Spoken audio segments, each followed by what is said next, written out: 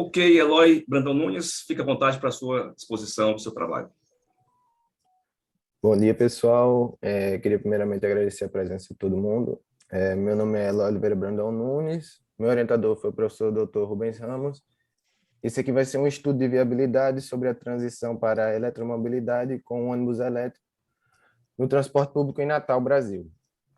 Bom, o trabalho está dividido em introdução, revisão teórica, metodologia, resultados de discussão e a conclusão. Inicialmente, aqui, de acordo com a Agência Internacional de Energia, a IEA, o setor de transportes é responsável por 60% de consumo do petróleo no mundo e seus derivados, né? E no Brasil, ele é causador de 44% das emissões de CO2. Nesse contexto, a eletromobilidade ela atua como um agente principal na nova fase da mobilidade urbana. E prova disso são países como a França, a Noruega, a Holanda e Reino Unido, que já têm datas previstas para a proibição da venda de veículos a combustão, né? Veículos não elétricos, e até o ano 2040. O maior exemplo que temos hoje de eletromobilidade é a cidade de Shenzhen, na China, que tomou grande notoriedade por ser a primeira a implementar uma frota 100% elétrica na cidade. Essa transição aconteceu em 3 etapas. Uma primeira etapa com poucos veículos sendo testados em algumas rotas, em alguns horários do dia. Isso aconteceu num período de 2 anos. Nos 3 anos subsequentes foram testados rotas inteiramente com ônibus elétrico, e nos 2 anos seguintes foi feita a substituição total da frota, e no ano 2020 já contava com mais de 17 mil veículos, ônibus elétricos e táxis elétricos na cidade, né? Outro fator de contexto muito relevante é a matriz energética renovável do Brasil e do Rio Grande do Norte. E desde 2012, o Rio Grande do Norte aumentou a produção energética em mais de 510%, chegando ao seu superávit energético, com destaque à energia eólica, onde o estado do Rio Grande do Norte é líder no Brasil na produção de energia eólica e representa 90% de toda a energia produzida no estado. Bom, os ônibus elétricos apresentam várias vantagens com relação aos modelos tradicionais: a não emissão de dióxido de carbono, uma maior confiabilidade, pois possuem componentes mais simples, mais compactos, mais firmes, um custo de manutenção significativamente inferior, uma eficiência energética maior, o que resulta num custo de energia por quilômetro até 75% menor, e um maior conforto nas viagens para os passageiros, pois é um veículo que não emite ruídos e poucas vibrações. Um outro fator de grande relevância é a queda do preço das baterias dos ônibus elétricos nos últimos anos, né? De acordo com os dados da Bloomberg, nos últimos anos caiu em 88% o valor dessas baterias, né? E está previsto até 2023 chegar a $100 por célula de bateria, valor significativamente menor, né? Bom, então o objetivo desse trabalho é realizar uma análise de viabilidade econômica e financeira do sistema de eletromobilidade com ônibus elétricos para uma transição no transporte público no contexto da cidade de Natal. Bom, a revisão teórica começa falando sobre a eletromobilidade, né? Que a eletromobilidade é um meio de inovação sustentável no cenário da mobilidade urbana, carregando consigo uma perspectiva de transporte por meio de veículos elétricos movidos a energia de origem renovável. Nessa imagem a gente consegue ver, ela foi retirada da revista Omnibus Magazine, da Mercedes-Benz, e ela mostra a criação de um sistema conectado, onde todos os pontos ficam interligados com o veículo como centro, criando uma rede mais moderna e mais previsível, além de mais agradável ao usuário, né? O veículo como centro, onde a operação, manutenção, tecnologia de baterias, fornecimento de energia, infraestrutura de carregamento, tudo conectado com um sistema de comunicação mais atual, transformam o sistema para ficar muito mais moderno e previsível. Bom, aqui temos a distribuição dos componentes de um ônibus elétrico. Nesse caso aqui é o S-Taro da Mercedes-Benz. Vale destacar aqui o motor, que é nas rodas, e os pacotes de bateria acima, aqui no ponto 8 e no ponto 2. Bom, o ônibus elétrico ele é o principal ator no contexto da adoção da eletromobilidade, e o seu diferencial se encontra no interior, pois apesar de ter o mesmo design dos veículos a diesel, né, são programados para mostrar ao condutor e a central de controle todo o status do veículo, desde autonomia, temperatura interna e externa, temperatura das baterias, calibragem dos pneus e várias outras informações, tendo um entendimento profundo de cada veículo e as necessidades de cada rota, né? A manutenção dos modelos elétricos, apesar de necessitar de uma mão de obra mais qualificada, ela acaba se tornando menos dispendiosa, pois não há velas de ignição, não há necessidade de troca de óleos e há uma menor quantidade de peças móveis no geral, que torna o veículo com menos necessidade de manutenção em geral do que se comparado aos veículos a diesel, né? No cenário de Natal, de acordo com a Secretaria Municipal de Mobilidade Urbana, em 2021, a frota de ônibus de Natal já 90% dela já tinha 7 anos ou mais, o que mostra um envelhecimento da frota de ônibus da cidade. Bom, nesse estudo eu avaliei, junto com o professor Rubens, 3 tipos de veículos, sendo um deles elétrico e 2 a diesel.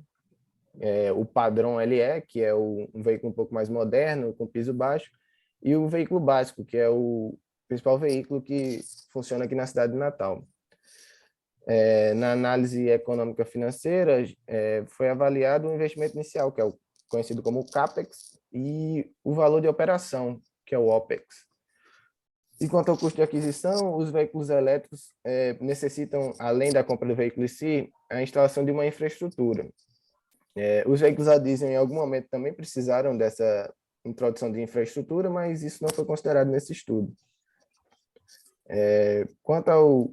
Também vale lembrar que o veículo elétrico ele tem o custo da bateria, que é de grande relevância no valor final do ônibus, que pode representar de 60% a 70% do valor total do veículo. Quanto à operação, foram avaliados os modelos a diesel e elétrico com uma mesma distância média percorrida por ano e alterando, de acordo com cada modelo, o rendimento e o valor do diesel. O custo de manutenção ele é composto por vários fatores e vai ser exposto numa tabela mais à frente. Bom, o fluxo de caixa, ele representa as entradas e saídas de capital. Isso quer dizer que representa, durante todo o período analisado, tanto os custos de aquisição quanto os custos de operação. Os valores de aquisição dos veículos, para o veículo elétrico, foi considerado um valor de R$ 2.200.000, de acordo com os dados da BYD, e o padrão padrão LE foi de R$ 600.000 para análise, e o básico de R$ 474.000, de acordo com dados da Seturn. Agora, com relação à infraestrutura, de acordo com um estudo conduzido na Califórnia, por Slowick, o custo de infraestrutura foi estimado em cerca de $50.000 por veículo, o que com o dólar atual representa mais ou menos R$ 270.000. O valor do diesel, de acordo com a ANP, comprado nas distribuidoras, que é onde as empresas de ônibus compram o combustível, nos 3 últimos anos de 2021, teve um valor médio de R$ 4,17 por litro, com a isenção do imposto estadual do ICMS, e esse foi o valor considerado para esse estudo. A tarifa elétrica foi considerada fora de ponta, ou seja, fora do horário de pico, pois está sendo previsto um carregamento noturno para os veículos, para poder aproveitar essa tarifa mais baixa. O valor adotado para esse estudo foi com também a isenção do imposto estadual ICMS, para ter uma equiparidade de comparação, e ficou no valor de 29 centavos por quilowatt-hora. Também, de acordo com a ANP, para cidades com 1 milhão de habitantes ou mais, que é o caso da Grande Natal, deve ser adotada uma distância média anual de 80.000 quilômetros por veículo. Esse foi o valor adotado nesse estudo. Com relação ao rendimento, o veículo básico tem um rendimento de 0,46 litros por quilômetro, de acordo com os dados da Seturn, e o padrão LE de 0,55 litros por quilômetro, de acordo com dados da SP-Trans. Já o veículo elétrico, de acordo com os dados do Greenpeace, onde foram testados ônibus da BYD em Salvador, é de 1,11 kWh por quilômetro.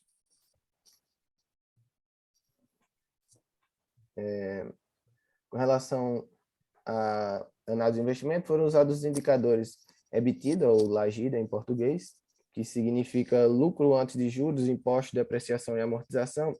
Ele representa a capacidade do investimento de gerar valor econômico para o seu investidor, que significa que gerar um fluxo de caixa positivo para o projeto. O payback é o período em que determina o ponto no projeto onde o investidor reaverá o seu investimento inicial. Isso significa que é o período no qual o fluxo de caixa gerado pelo investimento se iguala ao capital inicial aplicado no projeto. O valor presente líquido, ou VPL, como é mais conhecido, é um mecanismo para trazer ao período zero, que é o momento do investimento inicial, o valor do fluxo de caixa futuro de um investimento, a uma taxa de desconto padrão. E nesse estudo foi adotada uma taxa de 8,05%, que é referente à média dos últimos 10 anos do CDI. E, por último, a taxa de retorno, ou TIR, é o valor da taxa de desconto em que o VPL é zero. Bom, para este estudo, então, foram avaliados todos esses indicadores para os 3 veículos e comparando o ônibus elétrico aos 2 modelos a diesel, né? Foi um estudo comparativo e diferencial. Vale frisar que o contrato atual de concessão para o transporte público natal é de 10 anos, mas para esse estudo foi adotado um período de 15 anos, que é o período de vida útil do ônibus elétrico. Bom, quanto ao investimento inicial, que é o CAPEX, é possível enxergar que a principal barreira de implantação do ônibus elétrico é o seu valor de aquisição, né? A bateria representa uma parcela significativa desse investimento, pois é um ativo dolarizado, que precisa ser importado.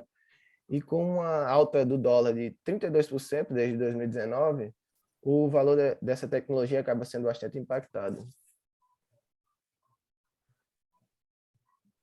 Bom, aqui tem o custo de energia anual, aqui por veículo, e o seu rendimento, como havia mencionado antes, e o valor pago por quilowatt ou litro.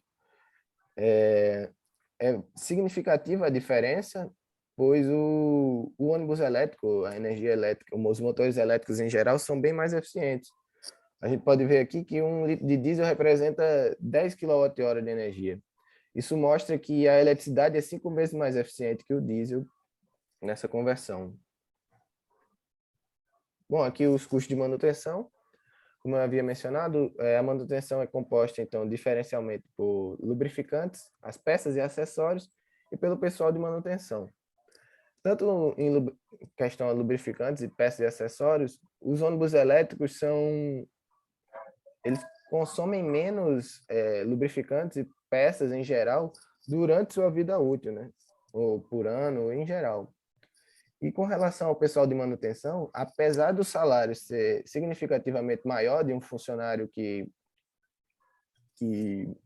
trabalha com a manutenção dos ônibus elétricos, é necessário apenas de acordo com os dados da SP-Trans, um funcionário para cada 8 veículos, que é um valor significativamente melhor se comparado aos padrão e básicos, que são os veículos a diesel, né? Resultando em um valor anual bem menor. Bom, como eu falei, eu ia analisar 2 cenários, com subsídio e sem subsídio na infraestrutura. E aqui temos o valor diferencial. O que isso aqui vai significar? Entre comprar um veículo a diesel, no caso daqui dessa primeira coluna, o padrão, ou elétrico, o valor diferencial, pegando os 2.200.000 comparado ao valor do padrão, sem o subsídio da infraestrutura e com o subsídio. Isso aqui é o diferencial do custo anual, que era composto pela manutenção e aqueles aspectos que eu falei anteriormente. Temos aqui, então, o fluxo de caixa, sem o subsídio e com o subsídio, e a única diferença vai ser o valor inicial investido em cada uma das circunstâncias. Bom, O EBITDA, então, ele pode ser definido como, ele pode ser visto como a receita menos os custos. E nesse estudo não foi previsto nenhuma mudança de receita, nenhum aumento de tarifa e nenhum aumento no número de passageiros. Então, para uma receita constante foi analisado o diferencial de custo, né? O EBITDA dos veículos elétricos é composto pela energia e a manutenção, assim como o dos a diesel é composto pelo diesel e pela manutenção. Então, o diferencial o EBITDA diferencial acaba sendo positivo, né? Até significativamente alto, mostrando o potencial dos veículos elétricos de gerar valor financeiro. Bom, aqui nos resultados dos indicadores, a gente consegue ver que o veículo elétrico, se comparado ao padrão, tem um payback menor do que o período de concessão atual, mas com relação aos veículos, comparado com o veículo básico, ainda não chega aos 10 anos, que é o tempo atual. O valor presente líquido da taxa adotada no período de 15 anos, ele só se torna interessante e financeiramente viável sem subsídio, ou com subsídio na infraestrutura para o padrão. O básico ainda precisaria de um subsídio na compra dos veículos para se tornar financeiramente viável. E a taxa interna de retorno acabou seguindo a mesma tendência aqui, só se tornou maior do que a taxa adotada com o subsídio na infraestrutura.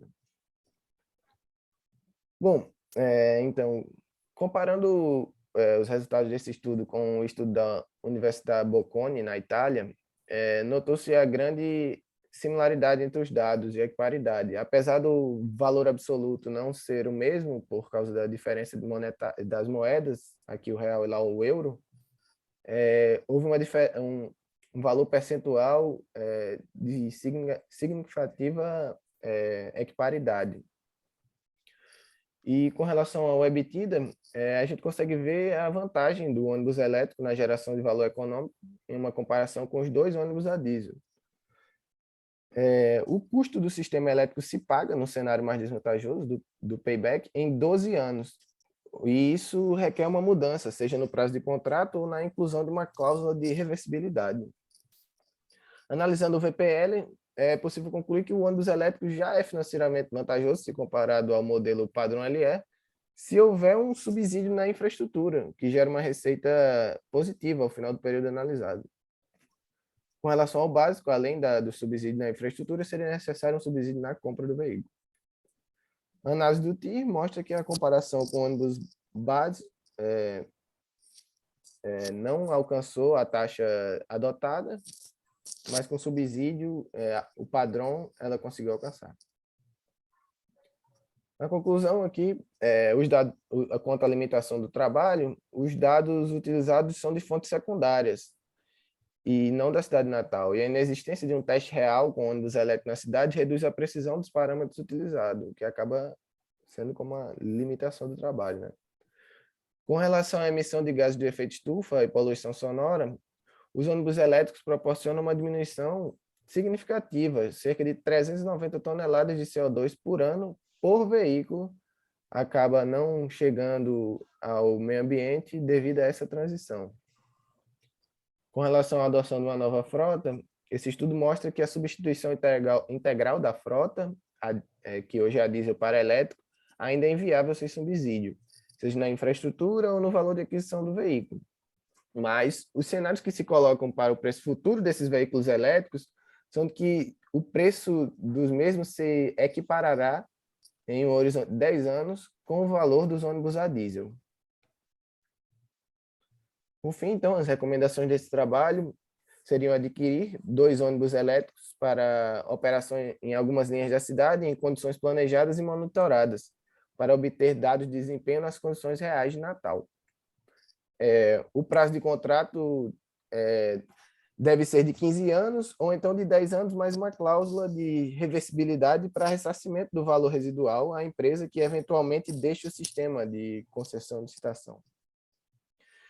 É também necessário haver um subsídio na infraestrutura, que a vida útil é bem superior à dos veículos, na forma de dívida pública em 30 anos. para realizar um investimento de infraestrutura no presente.